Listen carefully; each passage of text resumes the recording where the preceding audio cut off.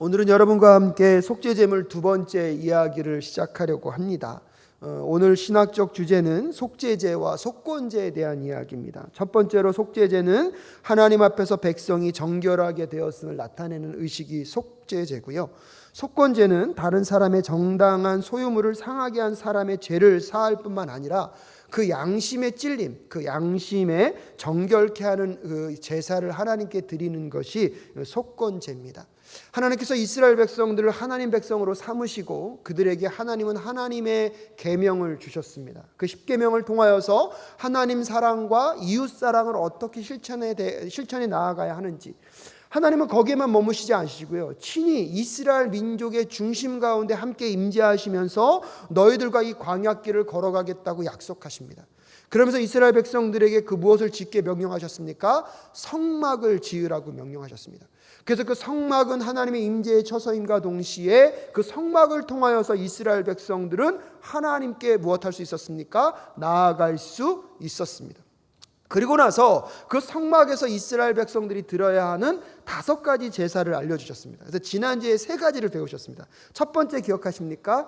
번제, 두 번째 소제, 세 번째가 화목제였습니다. 번제의 특징은 무엇입니까? 모든 것을 온전히 태워 없앤다는 것입니다. 그래서 번제가 갖고 있는 것 중에 가장 중요한 것이 무엇이냐면 우리의 삶이 온전히 다 태워져서 누구께 올려드려야 됩니까? 하나님께 드려져야 됩니다. 왜 이럴 수 있습니까? 하나님께서 먼저 우리를 사랑하실 때 그렇게 사랑하셨기 때문입니다. 자기보다 더 귀한 독생자 예수 그리스도를 죽이시면서까지 우리를 살리기 위한 하나님의 자신을 온전히 내어주신 그 사랑이 있기 때문에 그 사랑을 만난 우리도요, 여러분, 구원을 받기 위해서입니까? 사랑을 경험했기 때문입니까? 예, 구원을 먼저 받았기 때문이에요. 구원을 받기 위해서 하나님께 우리의 자신을 태워드리는 것이 아니라 이미 우리를 먼저 사랑하셨기 때문에 그 사랑이 너무나 커서 우리 자신도 하나님께 무엇을 결단하는 것입니까? 나도 내 모든 것들을 누구께 드리겠습니까? 하나님께 드리겠습니다. 그래서 이 번제는요, 모든 것이 흔적도 없이 다 태워드리는 것이 번제입니다. 소제의 특징은 무엇이었습니까? 여러분, 곡물로 드리는 제사입니다. 피의 제사만이 있는 것이 아니라 일상의 삶 속에서 우리가 걸어드리는 곡식을 가지고 하나님께 드릴 수 있는 제사, 그것이 무엇입니까? 여러분, 소제였습니다. 그래서 소제는 하나님 앞에 우리가 드릴 수 있는 헌신을 이야기하는 것입니다. 안타깝게도 이번 주 토요일 날 우리 홍경수 권사님께서 교회 청소하러 오셨다가 다리를 좀 다치셨다고 합니다. 인대가 좀 늘어나셨다고 하는데 여러분 속히 빨리 치유될 수 있도록 기도해 주셨으면 감사하겠습니다. 우리 일전에도 우리 안 권사님도 교회 문이 넘어지는데 그 권사님이 또 그 교회 문을 받아내셨잖아요. 놀라운 일이 뭐냐면 그렇게 다치셨는데도 그렇게 고백하시더라고요. 그래도 제가 다쳐서 다행입니다. 다른 사람이 다쳤으면 어떻게 했겠습니까? 여러분, 우리 교회 권사님들 수준이 이 정도입니다. 헌신의 의미는 그런 겁니다. 하나님 앞에서 내가 더 많은 복을 누리기 위한 것이 아니라 하나님이 나에게 이미 넉넉한 사랑을 주셨기 때문에 나도 그분께 내 삶의 일상들을 무엇하는 것입니까? 내어 드리는 것입니다. 그래서 소제를 통해서 우리는 하나님께 우리의 삶의 헌신을 약속드리는 거고요. 그리고 세 번째는 무엇이었습니까? 화목제입니다. 이 화목제가 갖고 있는 특징 중에 하나가 무엇이냐면 제사를 드리기 위해서 필요한 게 무엇이 있습니까? 제물이 있죠. 근데 그 제물이 있을 때 제물을 갖고 오면 태워 없애거나 그 일부를 제사장만이 먹을 수 있는데 유일하게 화목제 제물은 제사를 드리는 사람에게 무엇했습니까? 돌려주었습니다. 그래서 지난주에 우리가 한강도 선생님께서 너무나 잘 설명해 줬는데 어떤 제사는 하루 만에, 어떤 제사는 최소한 어때요? 이틀까지 먹을 수 있었지만 최소한 이틀을 넘겨서 먹으면 됩니까? 안 됩니까? 안 된다는 사실입니다. 여기서 우리가 이 음식을 먹을 때 있어서의 의미가 무엇입니까? 혼자서 먹을 수 없기 때문에 주변 사람들을 뭐 할 수밖에 없습니까? 초대할 수밖에 없다는 것입니다. 그래서 이 화목제는 내가 하나님께 헌신함과 동시에 주변 이웃 사람들과 그 사랑을 무엇하는 게 필요합니까? 나누는 게 필요합니다. 마치 예수 그리스도가 이 땅에 오셔서 하나님과 우리의 관계를 화목케 하신 것처럼 우리가 화목제사를 드렸다는 것은 무엇을 의미합니까? 하나님과 세상을 화목케 하는 그 다리로 우리를 사용하여 달라고 누구께 요구하는 것입니까? 하나님께 요구하는 제사가 화목제에 포함되어 있습니다.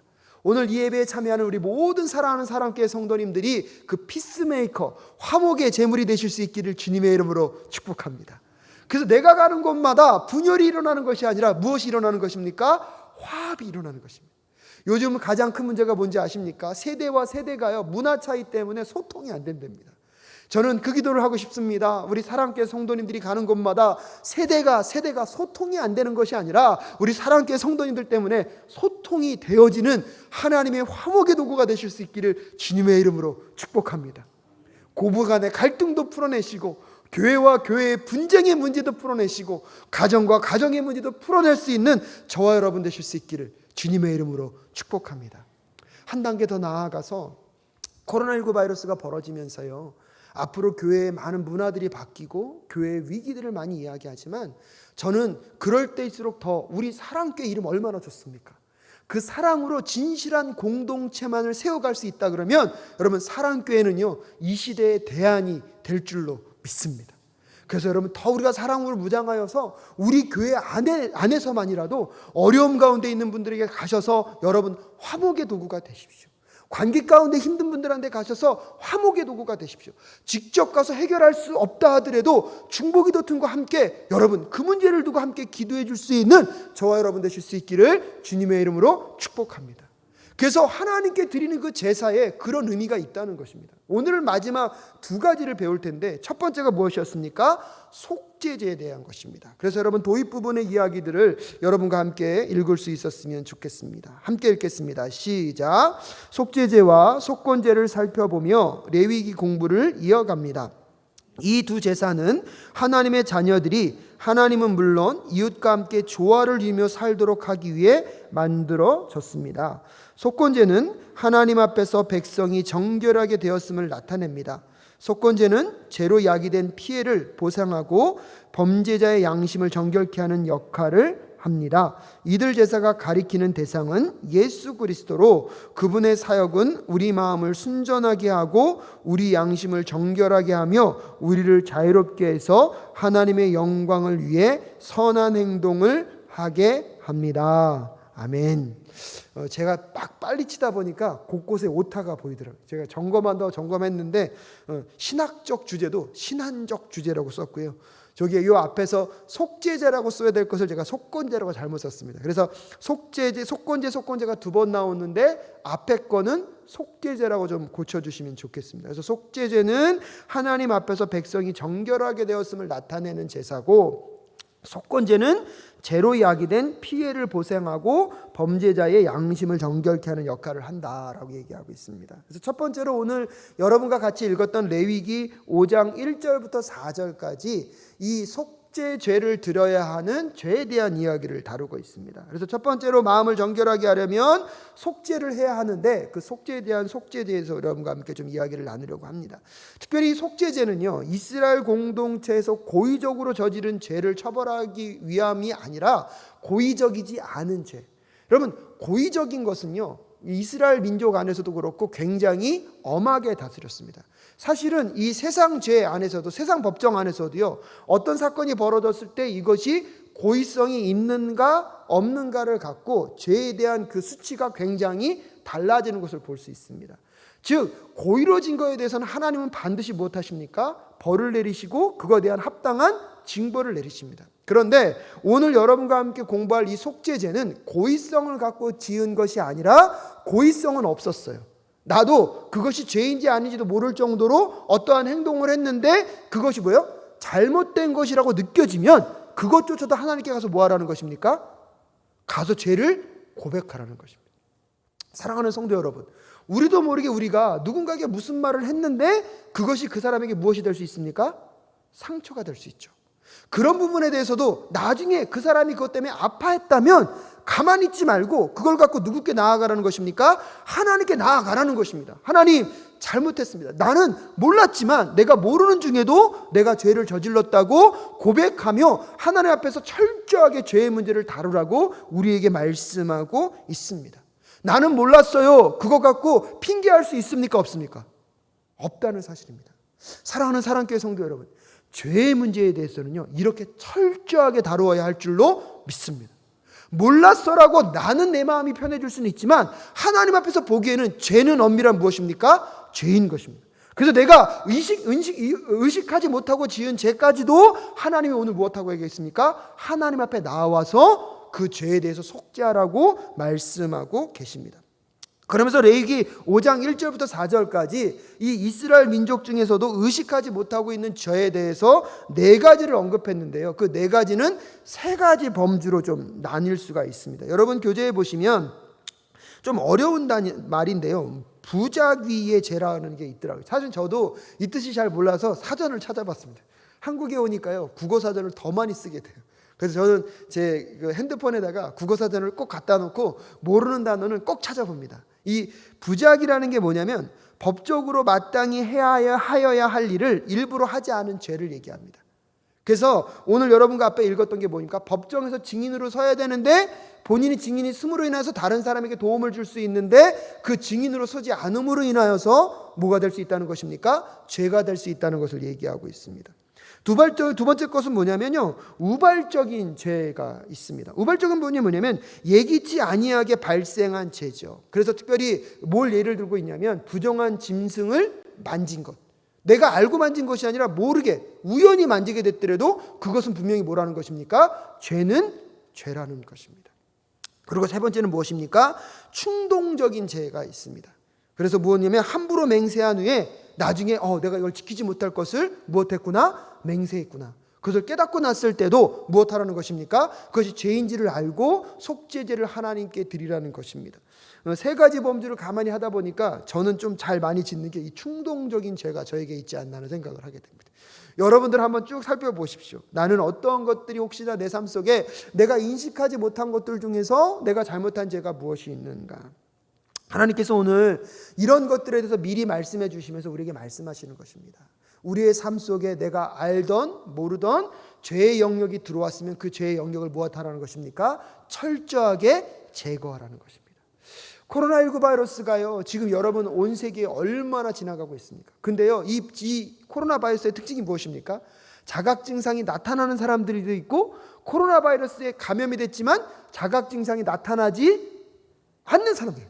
자각 증상이 안 나는 사람은 자기가 어디서 이것이 걸렸는지도 모른다는 거예요. 근데 여러분 생각해 보세요. 나는 어디서 걸렸는지 난 몰랐어요. 나는 어떻게 했는지 몰라 하고 막 다니다 보면 그것이 결국 어떻게 됩니까? 다른 사람에게 그것이 어떻게 돼요? 더 많이 퍼쳐갈 뿐만 아니라 자기의 몸에도요, 해롭다는 거예요. 하나님께서 오늘요, 죄에 대해서 그렇게 말씀하시는 거예요. 나는 모르고 지은 겁니다. 나는 인식하지도 못했습니다라고 나는 변명할 수 있지만 사랑하는 사랑교회 성도 여러분, 죄는요, 죄로 깨달아졌을 때 철저하게 하나님께 나아가서 회개하고 하나님 앞에 고백하고, 여러분 주홍같이 붉은 재 흰눈과 같이 시게 하시는 십자가 앞으로 나아가 고백하며 나아가는 저와 여러분 되실 수 있기를 주님의 이름으로 축복합니다. 그렇게 될 때 나를 지킬 수 있고 무엇을 지킬 수 있기 때문입니까? 공동체를 지킬 수 있기 때문입니다. 그러고 나서 오늘 이 속죄제를 드리는 규례에 대해서 여러분 레위기 5장 5절부터 13절까지 설명해 주고 있습니다. 우리 말씀을 천천히 한번 읽어볼까요? 함께 읽겠습니다. 시작.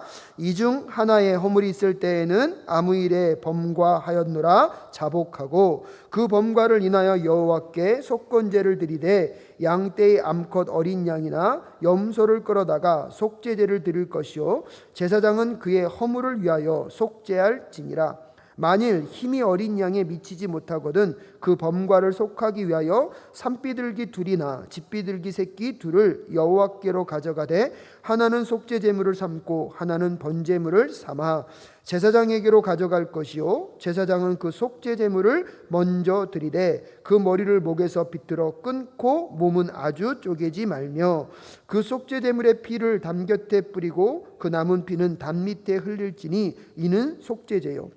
그 다음 것은 규례대로 번제를 드릴지니 제사장이 그의 범과를 위하여 속한즉 그가 사함을 얻으리라.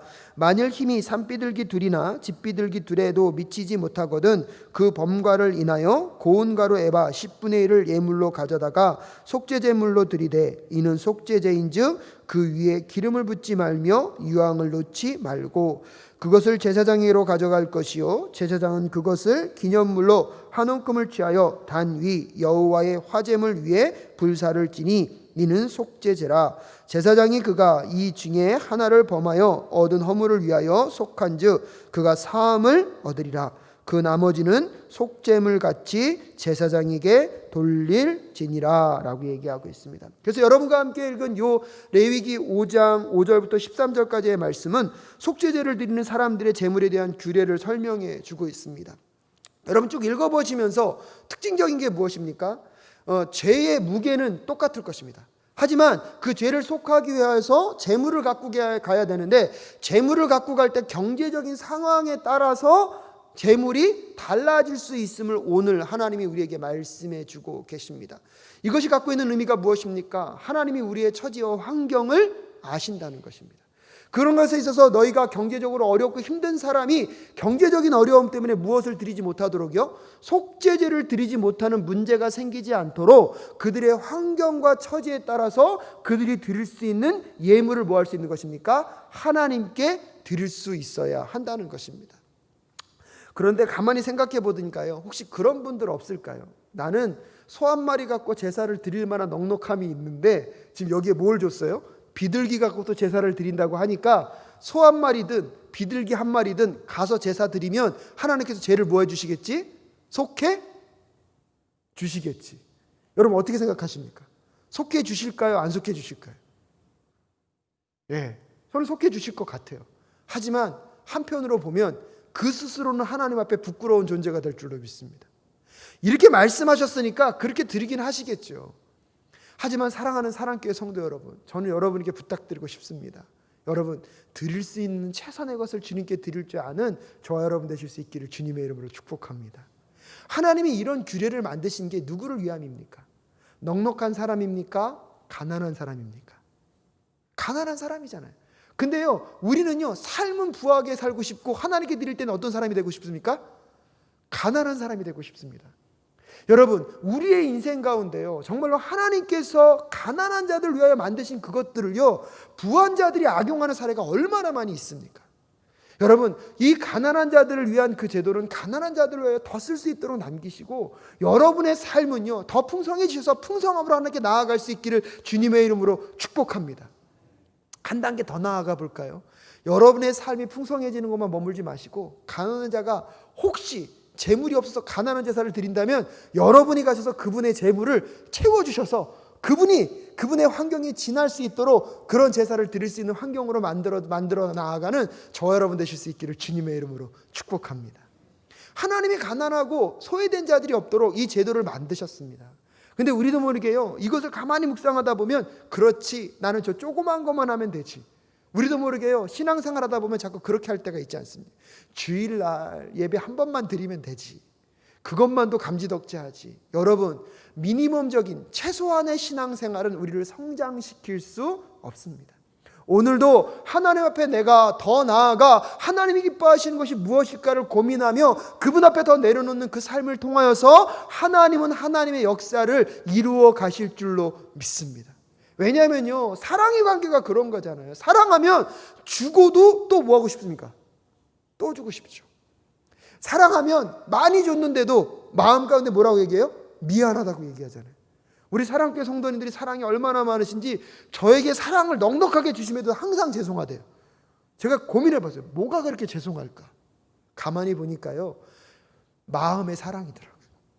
사랑하니까 더 좋은 건 못 줘서 마음 가운데 본 거예요? 죄송한 거예요. 저도요, 항상 설교하고 내려갈 때 여러분께 죄송해요. 더 최선을 다했어야 되는데 어떨 때 더 최선을 다하지 못한 것 같아서. 하지만 여러분, 우리 안에 그 사랑의 관계가 더 풍성해지듯이 하나님과 여러분과의 사랑의 관계가 더 풍성해지실 수 있기를 주님의 이름으로 축복합니다. 더 나아가서 그 사랑을 경험했다면 우리 주변에 소외되고 어려운 사람들이 하나님 앞에 더 넉넉하게 나아갈 수 있는 축복의 통로로 여러분들이 쓰임받을 수 있기를 주님의 이름으로 축복합니다. 그런데 오늘 본문에서 가장 우리에게 주고자 하는 교훈은 그것이라는 것입니다.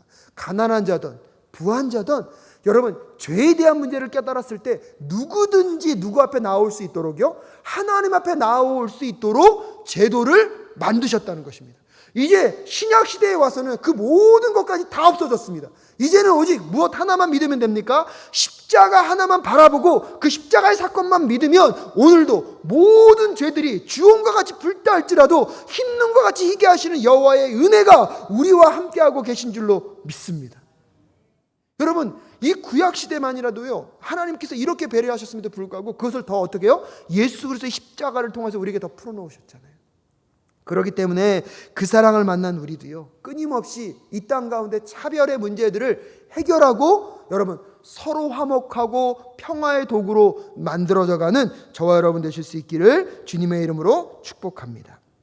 그래서 화목제와 마찬가지로 속죄제도요, 제물의 일부를 불태웠고요, 그 제물은 제사장만 일부를 먹을 수 있었고, 죄 지은 사람은 희생동물 위에 이 안수하는 의식을 꼭 했다고 합니다. 여러분, 이 안수하는 의식에 대해서 제가 여러 번 말씀드렸습니다. 그렇죠? 죄의 싹은 무엇입니까? 사망입니다. 죄를 지은 순간 우리가 대가로 지불해야 되는 것은 생명인 것입니다. 하지만 인간들에게는 생명이 하나밖에 없기 때문에 이 내가 죽어야 될 자리에 대신에 누가 죽는 것입니까? 이 속죄 제물이 죽는 것입니다. 그래서 이 속죄 제물을 잡기 전에 안수한다는 의미는 무엇이냐면 내 죄가 누구에게 전가된다고요? 이 제물에게 전가가 된 거고요. 이 제물이 죽을 때 누가 죽는 것입니까? 내가 죽는 거죠. 그래서 안수하는 의미는 두 가지 의미가 있는데요. 첫 번째는 내 죄가 누구에게 넘어간다? 제물에게 넘어간다. 그리고 두 번째 의미는 뭐냐면 이 제물과 내가 동일시된다. 그래서 제물이 죽을 때 누구도 죽는다? 나도 죽는다는 개념이 있는 것입니다. 똑같이 우리가 예수 그리스도의 십자가를 바라보고 예수 그리스도의 십자가를 믿는다는 게 무엇입니까? 내 죄 대신에 누가 죽으셨습니까?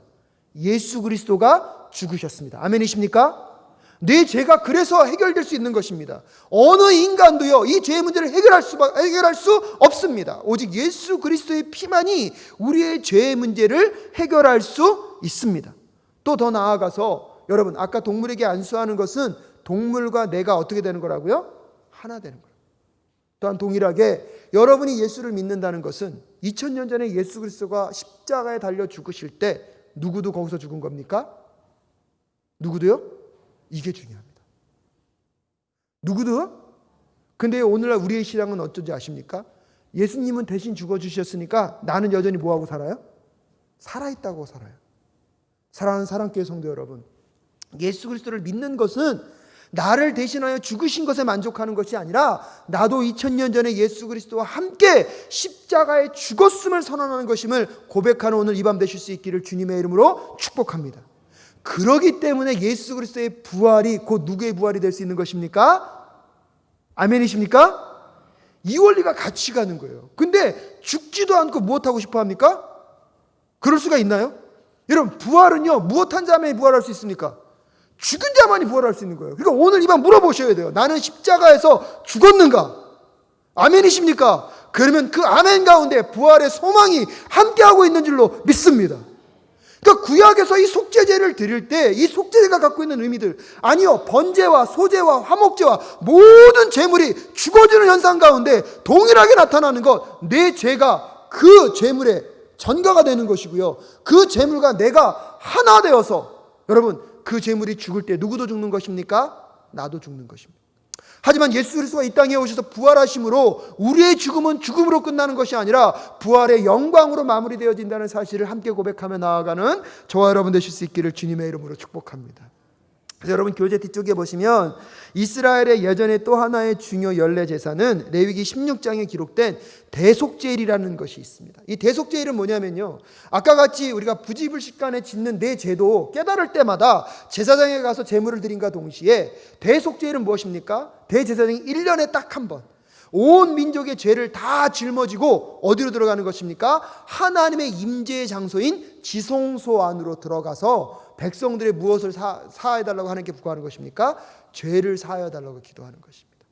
여러분, 그 피의 제사로 이스라엘 백성들의 죄가 하나님 앞에서 가리워진 것처럼 여러분, 우리에게는 그 제사장보다 더 큰 대제사장이신 누가 계신 것입니까? 예수 그리스도가 계신 겁니다.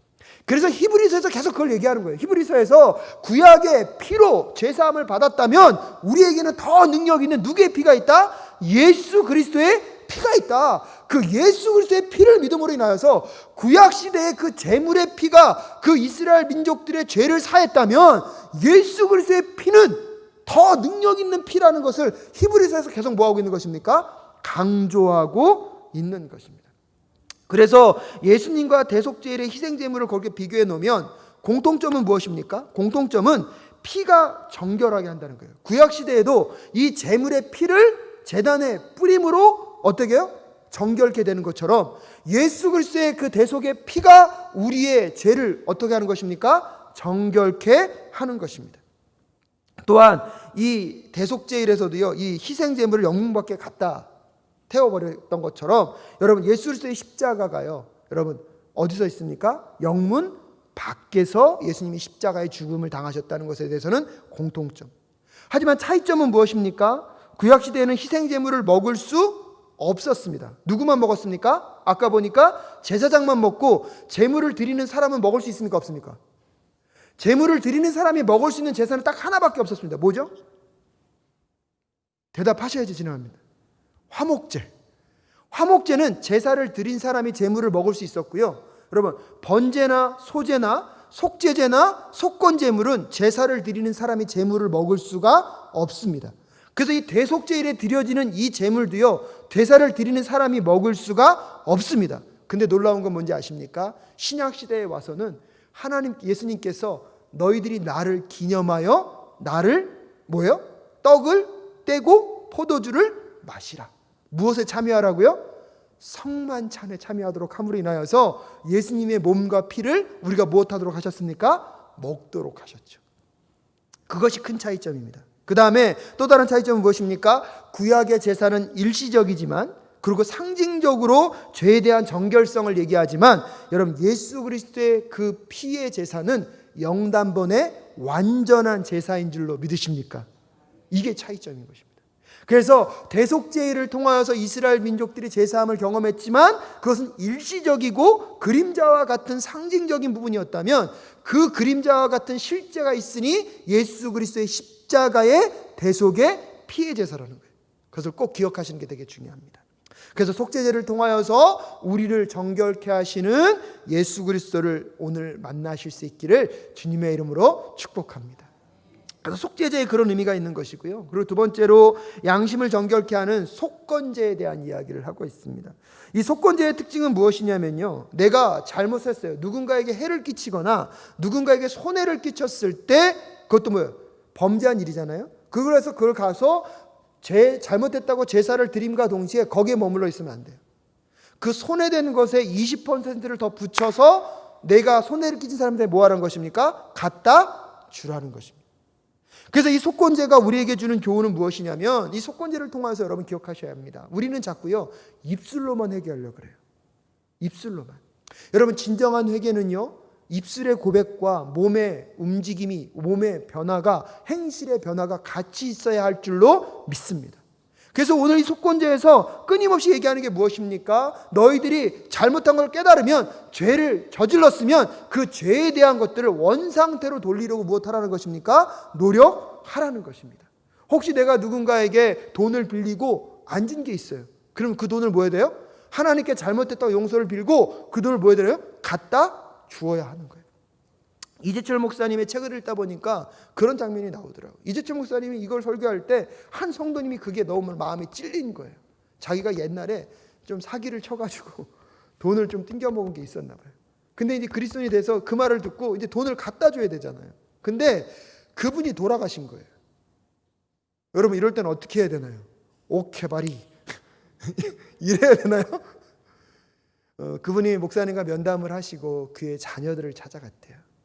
내가 옛날에 아버님 살아계실 때 이런 잘못을 당신 부모님께 저질렀네, 내가 잘못했네 하고 그것을 돌려주고 왔다는 이야기를 들었습니다. 사랑하는 성도 여러분, 이것이 주는 유익이 무엇일까요? 우리가 말로만 계속 잘못했습니다 하면요, 우리의 삶이 변화될까요? 변화되지 않을 것입니다. 내가 잘못된 것을 알고 그 잘못을 되돌리기 위하여서 그 집까지 가는 그 발걸음 가운데 얼마나 많은 수많은 생각들과 수많은 고민들과 수많은 아픔들을 경험하겠습니까? 그러면서 무슨 생각이 들겠습니까? 내가 다시는 이런 짓을 저지르지 않겠다. 사랑하는 사랑교회 성도 여러분, 잘못한 것을 깨달으셨습니까? 마음과 입술만으로 후회하지 마시고 되돌릴 수 있다면 철저하게 가셔서 되돌려 놓으실 수 있는 저와 여러분 되실 수 있기를 주님의 이름으로 축복합니다.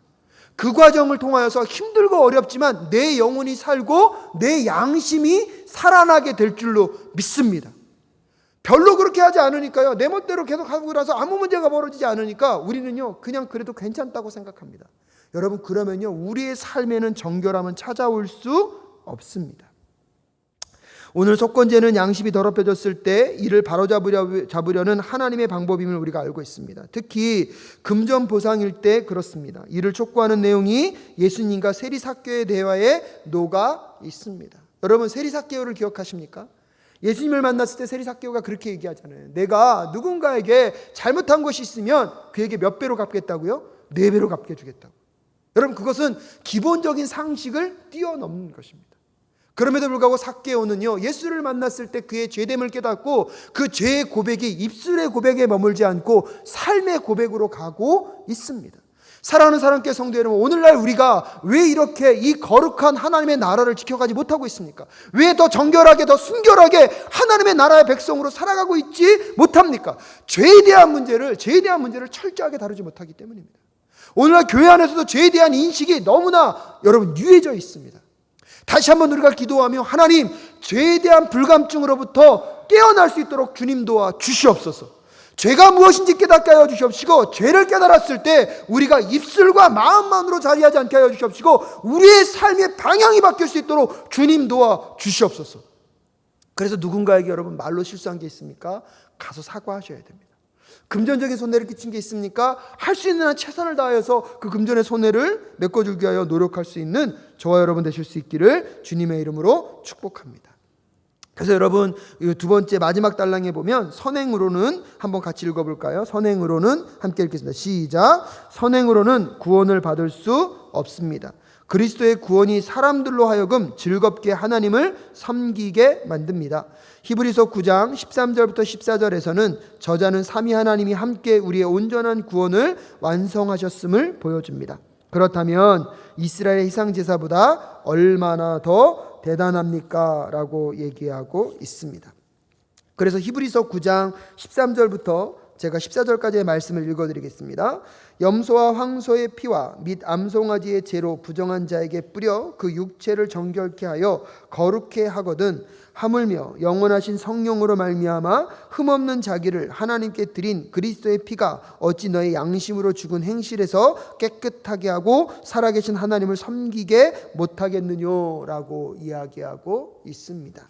이 말씀을 가만히 읽어보면 여러분, 구약 시대에도 속건제를 드리며 자기의 삶에 잘못한 것들을 무엇하려 노력하고 있습니까? 바르게 교정하려고 노력하고 있습니다. 근데 신약 시대에 와서는요, 더 완전한 제사를 누가 완성하셨습니까? 예수 그리스도께서 완성하셨고요. 그것뿐만 아니라 이제 예수 그리스도를 고백하는 자들의 마음속에는 누가 들어와 계십니까? 성령 하나님이 들어와 계시잖아요. 그 성령 하나님과 함께 걸어가는 우리의 여정은요, 구약 시대의 속건제를 드리는 이스라엘 백성들보다 더 성결하고 정결한 삶으로 나아가야 한다는 사실을 기억하셔야 합니다. 아멘이십니까? 이게 너무나 중요하잖아요. 구약 시대는 속건제를 드리면서도 정결한 삶을 살려고 노력했는데, 신약 시대는 그것을 뛰어넘는 예수 그리스도의 속죄의 제사가 있었고, 더한 우리 안에 성령 하나님이 함께하고 계시는데, 여러분, 그 구약의 제사를 드렸던 이스라엘 백성들보다 우리의 삶이 더 거룩하고 순전한 삶으로 나아가야 하는 것은 너무나 당연한 일 아니겠습니까? 오늘 여러분, 이 속죄제와 속건제를 다시 한번 묵상하시면서 첫 번째, 내 안에 부지불식간에 나도 모르게 지은 죄에 대해서 합리화하지 마시고 변명하지 마시고 하나님께 나아가 철저하게 회개하며 나아가는 저와 여러분 되실 수 있기를 주님의 이름으로 축복합니다. 속건제를 통하여서 내가 입술로만 회개하는 사람이 아니라 내가 누군가에게 잘못된 행동을 하였다면 그 사람에게 찾아가서 그 문제를 풀어내고 해결하기 위하여 적극적으로 움직이며 여러분 몸으로 회개할 수 있는 저와 여러분 되실 수 있기를 주님의 이름으로 축복합니다. 그래서 오늘도 정결한 하나님의 신부로 하나님의 백성으로 살아갈 수 있는 우리 모두가 될 수 있기를 간절히 소원합니다. 기도하겠습니다. 하나님, 오늘 속죄제와 속건제를 통하여서 이스라엘 백성들을 정결케 하시고 그들의 양심까지 거룩하게 하시는 여호와 하나님을 만나게 하시며 주님 감사합니다. 하나님, 오늘도 우리의 삶 속에서 우리가 회복해야 할 속건제와 속죄제가 무엇인지 깨닫게 하여 주시옵시고 날마다 더 거룩하게 주의 백성으로 살아가는 우리 사랑교회 모든 성도님들 될 수 있도록 인도하여 주시옵소서. 함께하여 주실 것을 믿사오며 존귀하신 예수 그리스도의 이름으로 기도드립니다. 아멘.